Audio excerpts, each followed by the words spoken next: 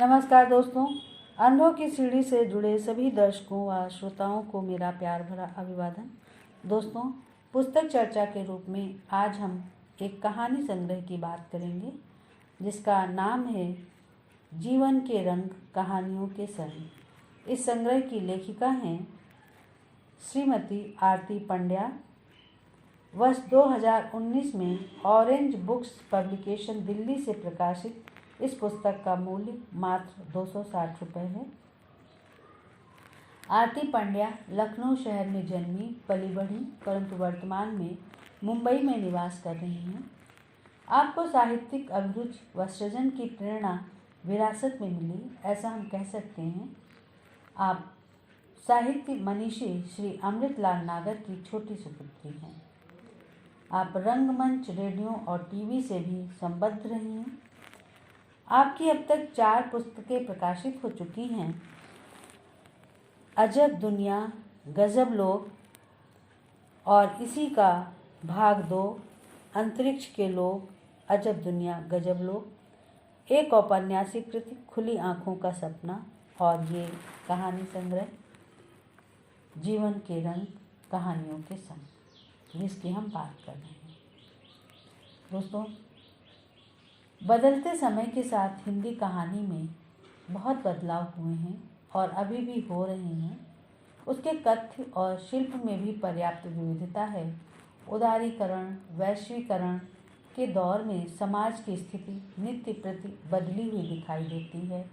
Media के व्यापक प्रभाव के चलते सोच और सरोकारों में त्वरित प्रभाव व आकर्षण देखने को मिलता है। कथाकार और उसका सृजन भी इन सब से अछूता नहीं है। नए दौर में हिंदी कहानी समकाल की विवेचना करती है। कहानीकारों का अनुभव का फलक विस्तृत है। आज राष्ट्रीय व अंतर्राष्ट्रीय मुद्दों के साथ कोमल भावनाओं का सहज समावेश कहानियों में दिखाई देता है। जीवन व जगत की विविध अनुभूतियों की परिधि में घूमती हुई कहानी संग्रह जीवन के रंग कहानियों के संग की सभी कहानियाँ मानवीय संबंधों की तरलता से ओतप्रोत हैं। श्री आरती जी के पति वायुसेना से जुड़े रहे, इसलिए भारत के विविध प्रदेशों में घूमने व वहाँ के लोगों से मिलने का अनुभव आपको प्राप्त है और ये अनुभव आपकी कहानियों में भी परिलक्षित होता है। संग्रह की पहली कहानी वापसी एक फौजी केशव की कहानी है जो परिस्थितियों के चक्रव्यूह में फंसकर 17 वर्ष तक लाहौर की कोट लखपत जेल में बंद रहता है। जो जेल में बावर्ची रहमत के सहयोग से छूटकर स्वदेश आता है और अपने परिवार को ढूंढता है, परंतु इन बीते समय में बहुत कुछ बदल जाता है। उसकी पत्नी अस्मिता उसके दोस्त हितेन की पत्नी बन चुकी है और जब केशव अपनी पत्नी अस्मिता के पास पहुंचता है तो अस्मिता केशव को अप्रत्याशित रूप से सामने देखकर हतप्रभ होकर गिर जाती है। हितेन केशव को संपूर्ण घटना चक्र को बताकर सफाई देना चाहता है, परंतु केशव व अस्मिता दोनों के प्राणांत के साथ ही कहानी का दुखद समापन होता है। कहानी एक एक घटना के साथ ठहर ठहर कर चलती है और संवेदना के स्तर पर कहानी गुजर जाने के बाद भी देर तक स्मृति में बनी रहती है। इस कहानी का एक अंश मैं पढ़ना चाहती हूँ। फर्श पर बेहोश पड़ी अस्मिता को उठाने की हितेन ने बहुत कोशिश करी, लेकिन बेकार। तब थोड़े संकोच के साथ केशव ने अस्मिता की नब्ज देखने के लिए उसकी कलाई थामनी चाहिए तो अस्मिता का ठंडा हाथ बेजान सा नीचे गिर पड़ा। केशव यह देखकर एक चीख मारकर उसके बेजान शरीर पर गिर पड़ा और हितेन सूनी आँखों से दोनों को देखते हुए अपने से लिपट कर बिलखती अक्कू के सिर पर एक मशीन की तरह हाथ फेरता जा रहा था। इन पंक्तियों के साथ कहानी का समापन होता है। संग्रह की कहानी एहसास समाज में मानवीय संवेदना के सूखते जाने की गहन पीड़ा की व्यथा कथा है। सुधार गृह में सुधार के नाम पर बच्चों पर किए जाने वाले अत्याचारों व शोषण की पोल खोलती इस कहानी का अंत सुखद है। आखिरी फैसला कहानी एक असहाय बुजुर्ग की करुण स्थिति को दर्शाती है। आखिरी फैसला कहानी एक असहाय बुजुर्ग की दारुण स्थिति को दर्शाती है। राजशेखर बीमारी की हालत में पत्नी की लाचारी से बेबस होकर मर्सी किलिंग की सिफारिश हाईकोर्ट में करता है, परंतु अनिर्णय की स्थिति में पत्नी को नींद की गोलियां खिलाकर मौत की नींद सुला देता है और स्वयं को कानून के हवाले कर देता है। यह कहानी संवेदना के जिन तंतुओं से रची गई है उसमें एक ओर तो संघर्ष और सच्चाई के साथ रुक रुक कर अंदर तक उतर जाने वाला पति पत्नी के प्रति अविरल अनुराग की धारा प्रवहमान है, तो दूसरी ओर कानून की लचर व्यवस्था में अव्यवस्थित हो जाने की भी कहानी है। सनी कहानी विशेष बच्चे की कहानी है। 10 वर्षीय सनी का मानसिक विकास 2-3 साल के बच्चे के बराबर है। लेखिका ने सनी के बहाने विशेष बच्चों के प्रति कोमल भावनाओं को गूंथ कर पाठक के समक्ष रखा है। एक मासूम बच्चे के मनोवैज्ञानिक चिंतन को बड़ी ही कुशलता के साथ आरती जी ने रेखांकित किया है। सम्मान, सांझ की वो उजास, वृंदावन, पुण्यतिथि, परी, मनहूस, जीवन संगीत इत्यादि कहानियाँ स्त्री समाज की सघन भावावेग की पुख्ता कहानियाँ हैं। इसमें जीवन के प्रश्नाकुल मन, हिम्मत व संघर्ष को रेखांकित किया गया है। लेखिका ने कहानियाँ नहीं लिखी, बल्कि जीवन को जैसा देखा वैसा लिखा है। आज भी दहेज उत्पीड़न, शारीरिक शोषण, बेमेल विवाह जैसी तमाम समस्याएं कैंसर की तरह समाज को विनष्ट कर रही हैं। इनके प्रति सचेत करती ये कहानियाँ एक प्रतिबद्धता है, एक प्रयास है और एक प्रतिध्वनि जिसे लेखिका बार बार सुनना व सुनाना चाहती है। तमाम अवरोधों व विसंगतियों से जूझते हुए बार बार टूट कर भी पुनः जुड़कर उठ खड़े होने की जिद से भरी स्त्री समाज के जीवंत चित्र इन कहानियों में चित्रित हैं। सम्मान कहानी का निम्न अंश दुष्टभी है। अगर आज इस 21वीं सदी में भी इस समाज में अपना और अपने माता पिता का अपमान चुपचाप सहने वाली लड़की को ही सुशील माना जाता है, तो ऐसे समाज को धिक्कार है। लड़की बचाओ लड़की पढ़ाओ किस लिए? शादी के नाम पर की जाने वाली इस खरीद फरोख्त के लिए एक तरफ से लड़कियों को बराबरी का दर्जा देने की बात करी जाती है और दूसरी तरफ उनको दहेज के तराजू में तौला जाता है। अगर लड़के के परिवार को अपने बेटे की हैसियत और ओहदे की इतनी अकड़ रहती है, तो आजकल तो लड़कियां भी पढ़ाई और ओहदों में लड़कों से कम नहीं हैं। फिर भी लड़कों को ही ज़्यादा अहमियत क्यों दी जाती है? यह कैसी प्रगति है? लेखिका के विचार आज के हमारे सामने एक ज्वलंत प्रश्न की तरह मुँह खड़े हैं, जिनका समाधान हमें सोचना है। लेखिका कहीं न कहीं हमें इस ओर इंगित करती है। रॉन्ग नंबर रामलीला मूषक कथा आधुनिक दौर के बयार से परिचित कराती मनोरंजक कहानियाँ हैं। कथा चाटुकारिता माता विशुद्ध हास्य शैली में लिखी गई है। पुरानी सांस्कृतिक चेतना और युग बोध का आज के परिवेश में रूपांतरण इन कहानियों का वैशिष्ट्य है। संग्रह की सभी कहानियाँ अपने मिजाज में अत्यंत सहज व पठनीय हैं। सरल आम बोलचाल की भाषा में लिखी गई ये कहानियाँ अपनी सहजता में आकृष्ट करती हैं। संग्रह की लेखिका आरती पांड्या जी को बहुत बहुत बधाई। और मैं आरती पांड्या के कथा संग्रह जीवन के रंग कहानियों के संग से की एक कहानी वृंदावन का पाठ करना चाहती हूँ। ये कहानी उम्र बढ़ने के साथ बुजुर्ग किस प्रकार से परिवार के लिए बेकार हो जाते हैं, इस मानसिक अवस्था का बहुत ही यथार्थ चित्रण और बुजुर्ग की संवेदना का बहुत ही शिद्दत के साथ लेखिका ने चित्रण किया है। तो कहानी कुछ यूं है। वृंदावन। चलो माँ, तुम्हें मथुरा घुमाने ले चलता हूँ। देबू ने जब रात को अपनी माँ से कहा तो बकुल की बूढ़ी आंखें खुशी से चमकने लगीं और उसने अविश्वास भरी आवाज में बेटे से पूछा, देबू, तुम ही के सत्य बोलचे? हाँ माँ, जया बोली कि माँ को मथुरा लेकर जाओ, उनका मन है घूमने का, तो इसीलिए तुम्हें कल रेलगाड़ी से लेकर जाऊंगा। कल सवेरे तैयार रहना।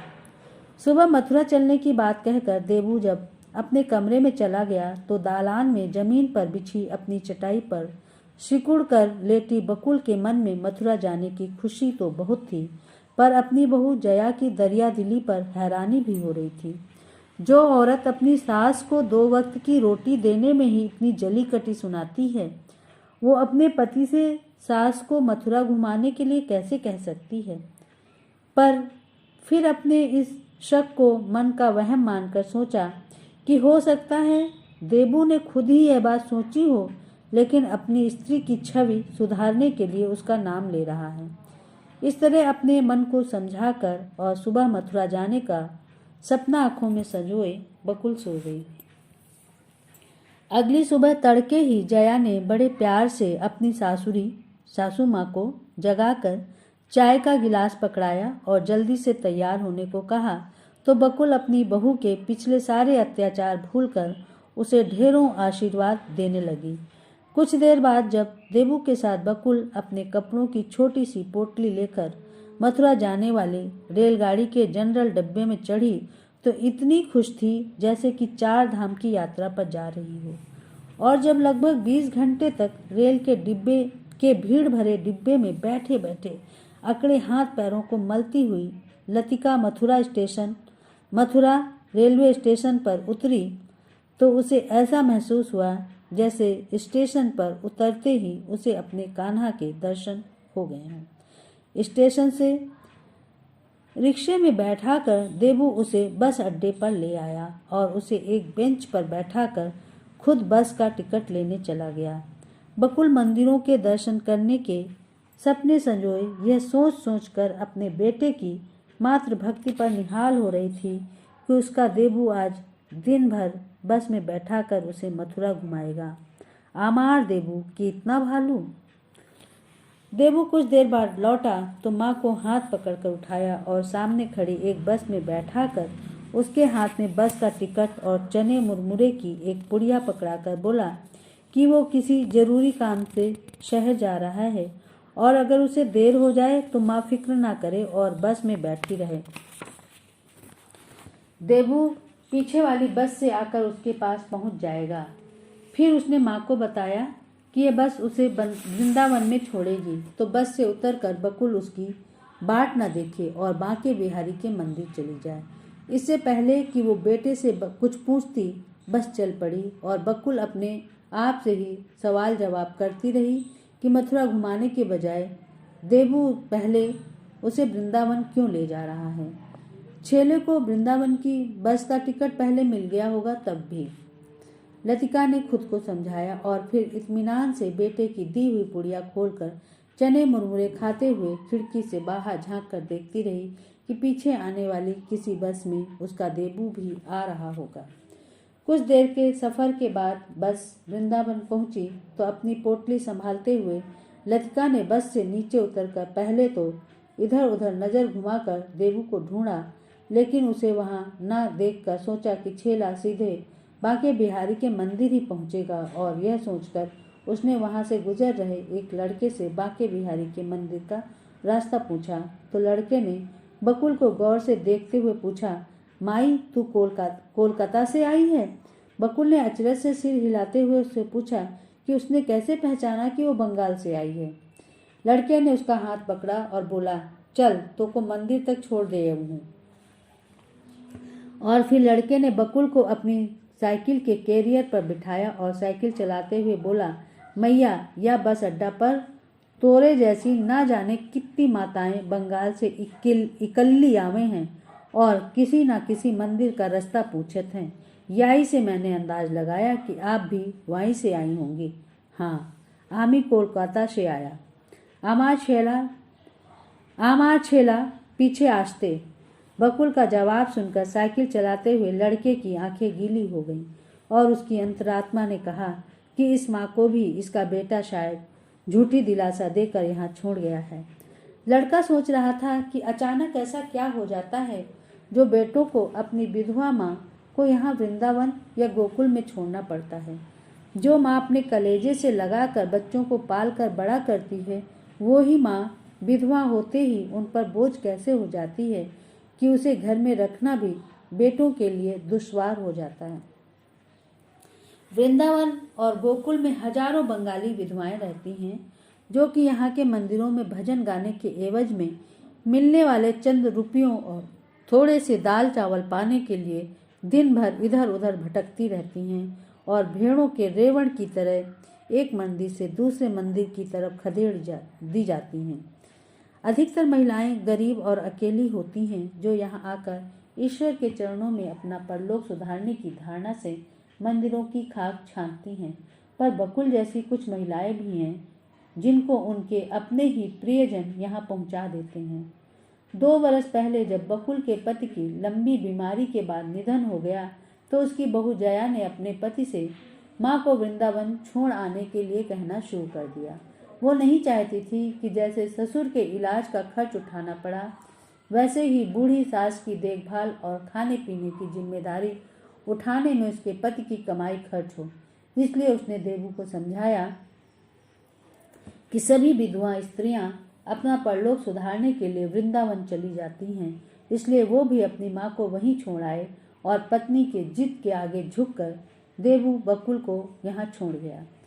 बांके बिहारी के मंदिर के पास पहुंचकर लड़के ने अपनी साइकिल रोककर बकुल को उतारा और उसे बोला, माँ, मोको ना पतो कि तोरा छोरा आएगो कि नहीं। जा खातिर बताऊं हूँ कि तोको तेरी जैसी ही भतेरी माइयाँ मंदिर के दल्लान में बैठी मिल जाएंगी। वो जैसे और जिधर जाए वैसे ही चली जाइयो। तोको खाए को भी मिल जाएगो और रहवे को जगह भी। बस तोको तनिक छीन झपट करेगा पड़ी। अच्छा माई, चलू हूँ। राधे राधे। और वो लड़का बकुल को उन बेसहारा औरतों के हुजूम के पास छोड़कर चला गया। मगर बकुल को पूरा भरोसा था कि उसका देवू उसको लेने आता ही होगा, इसलिए वो उन दीनहीन औरतों से दूरी बनाकर एक तरफ खड़ी हो गई। औरतों की उस भीड़ में एक 19-20 साल की लड़की भी थी जो कि उन लोगों की तरफ फेंकी जा रही दाल चावल की पुड़ियाओं को लपक कर आसपास खड़ी बुजुर्ग और कमजोर महिलाओं को पकड़ाती जा रही थी। जब उसकी नज़र भीड़ में दूर खड़ी बकुल पर पड़ी तो वो समझ गई कि यह कोई नई वृद्धा है जो नहीं जानती कि इस तरह चुपचाप खड़े रहने से उसे आज का पूरा दिन भूखे पेट ही बिताना पड़ेगा। लड़की ने झट से कुछ और पुड़ियाएं लपकी और फिर भीड़ से निकलकर बकुल के पास आकर उसे 2 पुड़ियाएं पकड़ा कर बोली कि अगर माई चाहे तो उसके चूल्हे पर भात पका सकती है। बकुल ने अचरज के साथ पहले चावल की पुड़िया को देखा, फिर लड़की को, और फिर इनकार में सिर हिलाते हुए बताया कि उसका बेटा थोड़ी देर में उसे लेने आने वाला है, इसलिए चावल उसे नहीं चाहिए। लड़की पहले तो पलटकर जाने लगी, फिर कुछ सोचकर बकुल से बोली, माँ, आमार बाबा बोले कि मैं अभी आता। आमी बाबा के राह 3 मास से देखती पर वो नहीं आया, इसलिए कहती पहले भात पकाकर खा लो फिर चली जाना। बकुल ने लड़की के सिर पर प्यार से हाथ फेरते हुए पूछा कि इतनी छोटी सी उम्र में उसके साथ यह अनहोनी कैसे हो गई, क्या हुआ था उसके पति को। जवाब में लड़की ने बताया कि शादी के 6 महीने बाद ही उसका पति एक अनाज की दुकान में चोरी करते हुए पकड़ा गया था और पुलिस की हिरासत से भागने की कोशिश में मारा गया था। ससुराल में कोई नहीं था तो वो अपने बाबा के यहाँ चली गई, पर सौतेली माँ ने अपने पास रखने से मना कर दिया तो बाबा उसे यहाँ छोड़ गए। बकुल ने उसकी आपबीती सुनकर उसे कलेजे से लगा लिया और बोली कि अब हम दोनों माँ बेटी साथ ही रहेंगे। तुम्हारा नाम की? बकुल ने पूछा तो लड़की ने अपना नाम लतिका बताया। बकुल और लतिका बातें करती हुई एक पेड़ के नीचे बैठ गई। फिर लतिका ने आसपास से 3 ईंटें उठाकर चूल्हा बनाया और पेड़ की पत्तियों के पीछे छिपा कर रखी हुई एक हंडिया उतार कर उसमें चावल, नमक और पानी डालकर रखा। फिर पेड़ की सूखी टहनियाँ इकट्ठी करके चूल्हे में आग लगाकर चावल की हंडिया उस पर चढ़ा दी और फिर बकुल से उसके बारे में पूछने लगी और पूरी बात सुनकर बोली, माँ तुम आबो ना, क्योंकि उसकी पत्नी उसे आने ही नहीं देगी। लतिका ने उसे समझाते हुए कहा तो बकुल रोने लगी, जिस पर लतिका ने उसे हमेशा सहारा देने का वचन देकर चुप करवाया। भात पककर तैयार हो चुका था। लतिका ने पेड़ से कुछ पत्ते तोड़कर अपने पल्ले से पोंछे और उन पर भात परोसकर बकुल के सामने रख दिया। लतिका के स्नेह भरे बर्ताव ने उसे सादे भात को भी इतना स्वादिष्ट बना दिया था कि बकुल ने पत्ते को भी चाट कर परोसा गया भात खत्म कर दिया। लतिका ने अपनी हांडिया धोकर फिर से पत्तों के पीछे छिपा दी और फिर बकुल को वृंदावन घुमाने के लिए लेकर चली गई। घूमते और बतियाते हुए बकुल का मन थोड़ा बहला तो कुछ दूर खड़े कुल्फी के ठेले की तरफ बड़ी हसरत भरी नजरों से देखते हुए लतिका से पूछा कि क्या उसने कभी कुल्फी खाई है। लतिका ने बताया कि एक बार उसके पति ने खिलाई थी, बहुत अच्छी कुल्फी थी। बकुल ने उदास स्वर में कहा, आमी कभी खाबो ना। लतिका का दिल उसकी बात से भर आया और वो बकुल का हाथ पकड़कर उसे कुल्फी के ठेले के पास ले गई और कुल्फी वाले से 2 कुल्फी मांगी तो उसने बंगाली विधवाओं को देखकर डांटते हुए कहा, चल भाग, बढ़िया कुल्फी खाए वाली, मोए फोकट में खिलावे को कोई शौक ना है। लतिका ने यह सुनकर तुरंत अपनी फटी हुई धोती के खूंट से चवन्नी निकालकर कुल्फी वाले को पकड़ाई और उससे 2 छोटी कुल्फी लेकर बकुल को देते हुए जल्दी से खत्म करने को कहा, मगर बकुल ने झट से 1 कुल्फी लतिका के मुंह से लगाकर उसे खाने को कहा। किस्मत की मारी दोनों औरतें इस ठंडे मीठे पल का जी भर के आनंद ले रही थीं और उन्हें यह नहीं मालूम था कि कुछ दूर खड़े 3-4 लड़के लतिका की तरफ इशारा करके कुछ बात कर रहे थे। कुल्फी खत्म करके जब बकुल और लतिका वहां से चल दी तब बकुल ने पूछा कि अब घूमने के लिए किधर जाना है। लतिका ने कहा कि अब शाम हो रही है, इसलिए उन दोनों को किसी मंदिर में जाकर सोने के लिए जगह घेर लेनी चाहिए, वरना देर से पहुंचने पर उन्हें जगह नहीं मिलेगी और किसी सड़क के किनारे ही सोना पड़ेगा। फिर लतिका ने बताया कि वहां से कुछ दूर पर पागल बाबा का मंदिर है, वहां आराम से जगह मिल जाएगी। दोनों औरतें पागल बाबा के मंदिर की तरफ चल पड़ी, पर रास्ता थोड़ा सूना था और शाम गहराने लगी थी, इसलिए बकुल और लतिका जल्दी जल्दी कदम बढ़ाती हुई जा रही थी।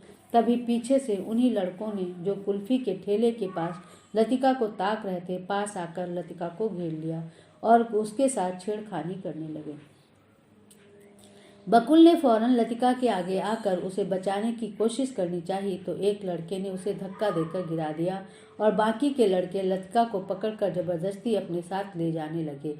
यह देखकर बकुल पूरा जोर लगाकर उठी और पास खड़े पत्थर उठाकर लड़कों को मारने लगी। इस अचानक हमले से लड़कों की पकड़ लतिका के ऊपर ढीली पड़ गई और वो उनके शिकंजे से निकलकर बकुल का हाथ पकड़कर भागने लगी, पर 2 लड़कों ने बकुल को खींचकर सड़क पर धक्का दे दिया। गिरने से बकुल का सर एक बड़े पत्थर से टकराया और उसका सिर फट गया और वो बेहोश हो गई। यह देखकर लतिका माँ कहकर उसको उठाने के लिए भागी तो लड़के बकुल को मरा समझकर घबरा गए और वहां से 9-2-11 हो गए। बकुल के सिर से खून बहुत बह रहा था और वो बिल्कुल बेजान सी पड़ी हुई थी। उसकी हालत देखकर लतिका रोने लगी। उसे समझ में नहीं आ रहा था कि किस्मत से मिली अपनी इस माँ को वो कैसे बचाए। रोते हुए वो मदद के लिए चिल्ला रही थी, लेकिन दूर दूर तक वहाँ कोई नहीं था। तब उसने उठकर गली के अंदर बने घरों के दरवाजे खटखटाने शुरू कर दिए। कुछ दरवाजे तो खुले ही नहीं, कुछ खुले तो झिरी में से झांकने के बाद फौरन बंद भी कर दिए गए। निराश लतिका ने हिम्मत करके किसी तरह बकुल को उठाया और अपने बदन का सहारा देकर उसे चलाने की कोशिश करने लगी। बड़ी मुश्किल से कुछ कदम आगे बढ़ी, लेकिन इस तरह से कोई कहीं भी पहुंचना संभव नहीं था। तभी उसे रिक्शा आता हुआ दिखाई दिया तो उसने हाथ के इशारे से उसे बुलाया, पर उसने भी आने की जरूरत नहीं समझी। मगर किस्मत ने पुलिस की जीप के रूप में मदद भेज दी, जो आकर रुकी और उसमें से एक सुपरिटेंडेंट पुलिस ने झांक कर माजरा जानना चाहा। लतिका ने उसे घटना का ब्यौरा देकर किसी अस्पताल तक पहुंचाने की प्रार्थना करी तो एसपी साहब ने अपने साथ आए सिपाहियों से घायल महिला को जीप के अंदर बैठाने को कहा और फिर ड्राइवर को सरकारी अस्पताल चलने का हुक्म दिया। लतिका ने एसपी साहब को मदद करने के लिए बहुत बहुत धन्यवाद दिए तो एसपी घोष ने लतिका से पूरी बात विस्तार से बताने को कहा। लतिका ने गुंडों द्वारा अपने ऊपर किए गए हमले में बकुल माँ के गिरने और चोट लगने का पूरा किस्सा बताते हुए वृंदावन में रहने वाली अपनी जैसी हजारों विधवाओं की त्रासदी का जिक्र किया, जिनका ना तो कोई ठिकाना है और ना जीने का कोई जरिया, जो यहाँ कृष्ण के चरणों में पड़ी केवल अपनी मौत की प्रतीक्षा करती रहती हैं। लतिका ने भरे गले से कहा, साहब, ये वृंदावन एके दिवस वृद्धावन बन जाए। एसपी घोष ने लतिका को भरोसा दिया कि वो उन लोगों के लिए किसी समाज सेवी संस्था से बात करके इन महिलाओं को रोजगार दिलवाने का प्रयास करेगा। सरकारी अस्पताल आ गया था, इसलिए सिपाहियों ने लतिका और बकुल को जीप से उतारा तो एसपी घोष भी जीप से बाहर आया और उन लोगों के साथ अस्पताल के अंदर जाकर डॉक्टर को ताकीद की कि मरीज का अच्छी तरह इलाज किया जाए। जब लतिका मरीज का नाम लिखवा रही थी तभी एसपी घोष की नज़र बेहोश बकुल पर पड़ी और वो उसे देखकर कुछ चौंका। फिर लतिका के मुंह से उसका नाम सुना तो फौरन लतिका के पास आकर पूछा, यह तुम्हारी माँ है? जवाब में इनकार करते हुए लतिका ने बताया कि कैसे उसकी मुलाकात बकुल से हुई थी, जो कि अपने उस बेटे के आने की बाट देखते हुए खड़ी थी, जो उसे धोखे से यहाँ छोड़कर चला गया था। घोष ने तुरंत पूछा, क्या इनके बेटे का नाम देबू है? लतिका के हाँ कहते ही घोष ने डॉक्टर से यह कहकर तुरंत मरीज का इलाज शुरू करने को कहा कि मरीज उसकी मासी है। लतिका ने हैरानी से पूछा, साहब, तुम ही आमार बकुल माँ के जानते? घोष ने हाँ में सिर हिलाया और बताया कि बचपन में देबू और घोष स्कूल में एक साथ पढ़ते थे और क्योंकि देबू का घर स्कूल के पास में ही था तो वो अक्सर देबू के साथ उसके घर चला जाता था और बकुल मासी उसको खूब प्यार से खाना खिलाती थी। जब मैंने थोड़ी देर पहले उनका चेहरा देखा तभी मुझे शक हुआ था और इसीलिए मैंने तुमसे देबू के बारे में पूछा था, लेकिन देबू ने ऐसा क्यों किया? लतिका ने जो कुछ भी बकुल के मुंह से उसके बेटे और बहू के बारे में सुना था वह सब घोष को बता दिया और यह भी बताया कि कैसे वो दोनों वृंदावन में इधर उधर खाने और रहने की जगह के लिए भटकती रहती हैं। एसपी ने लतिका को सांत्वना देते हुए कहा कि वो उन दोनों को अपने घर ले जाएगा और अब उन्हें भटकना नहीं पड़ेगा। घोष की बात सुनते ही लतिका ने तुरंत कहा, ने साहब, आमी तुम्हारी बाड़ी ना जाबो, तुम ही बकुल माँ को ले जाओ, किंतु आमी जाबो ना, आमी बोझ नहीं बनना चाहता। घोष ने उसे समझाना चाहा, लेकिन लतिका अपनी बात पर अड़ी रही और बोली कि अगर घोष उसकी मदद करना चाहता है तो उसे पुलिस में नौकरी दिलवा दे, वो अपने पैरों पर खड़ा होना चाहती है।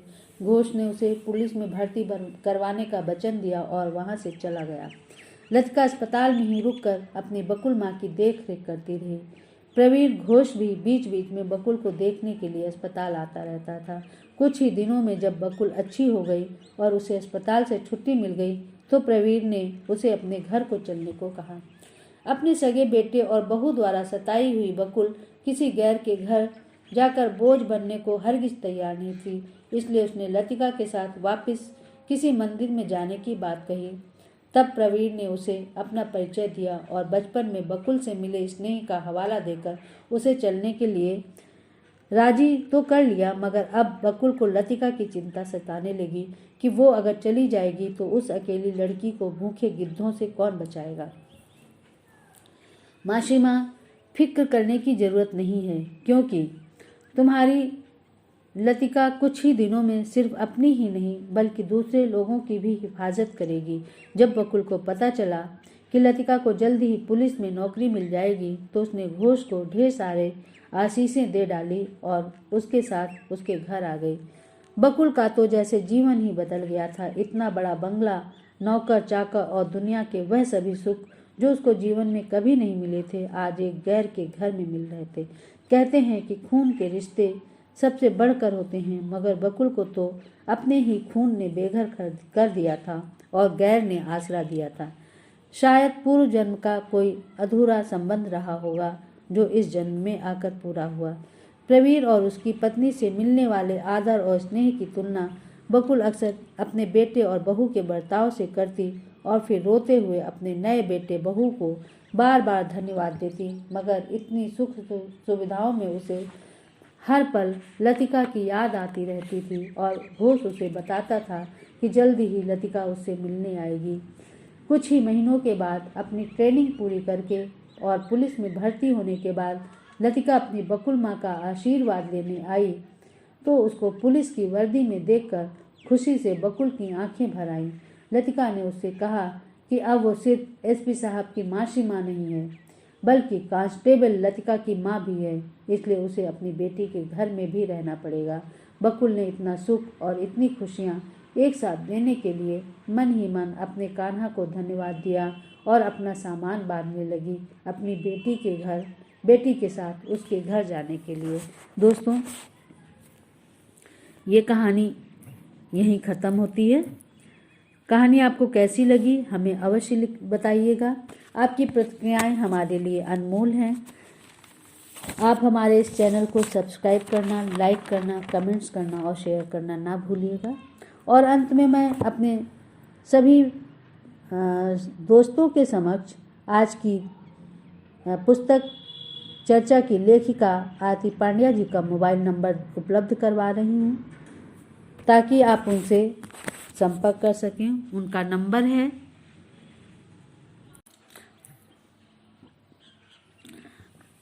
9967259137। नंबर एक बार फिर से सुन लीजिए, 9967259137। और दोस्तों, इसी के साथ हम अब विदा लेते हैं। एक नई पुस्तक के साथ हम फिर हाजिर होंगे। तब तक के लिए नमस्कार।